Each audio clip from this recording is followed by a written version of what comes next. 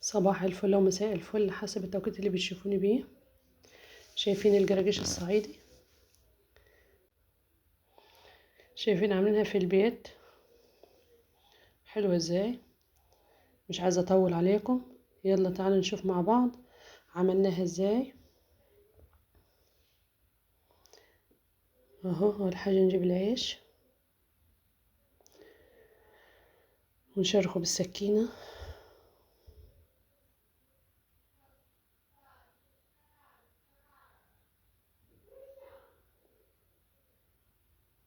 قسمنا الرغيف نصين، بعد كده هناخد اول نص ونعمله قطع صغيرة زي ما انتم شايفين.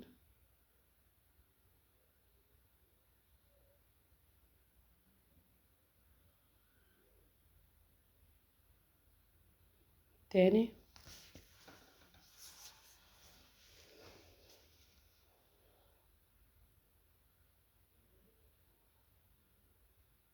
وفي الوقت ده اكون بسخن الفرن على درجة حرارة 200 عشان نرص العيش ونبدأ نحمص.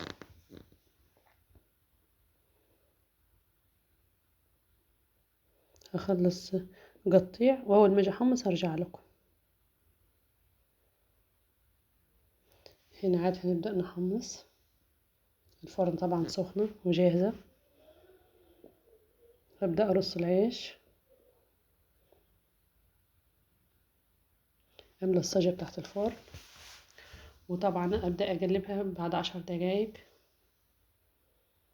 استنى عليها 10 دقايق في الفرن او ربع ساعة بالكتير.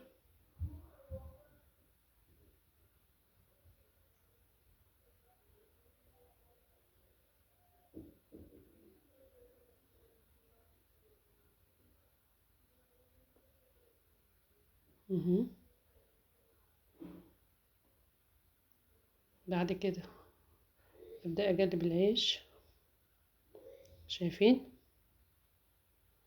اقلب على الناحية التانية عشان يتحمص من الناحية التانية.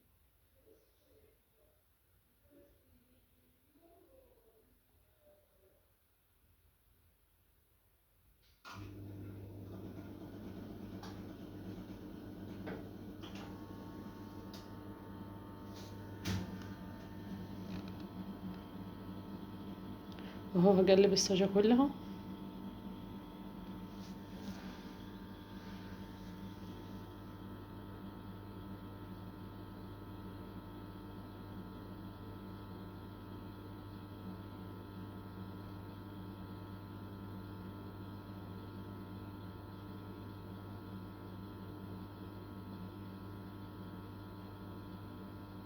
وبكده هي كلها تبدأ تحمص، كلها اتحمصت. هنبدأ نطلعها من الفرن. بيقولوا واخدة لون حلو من ناحيتين.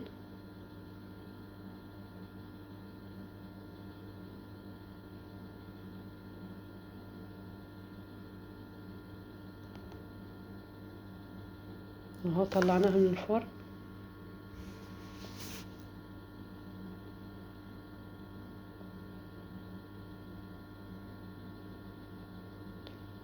واخلص الجراجيش كلها وارجع لكم. وبكده نكون خلصنا كل الجراجيش. ولو عجبكم الفيديو لايك وشير، وما تبخلوش عليه فعل الجرس عشان يوصلكم كل جديد. وبكده يبقى عملنا الجراجيش الصعيدي. ما تبخلوش عليه فعل الجرس، واشوفكم الفيديو الجاي ان شاء الله.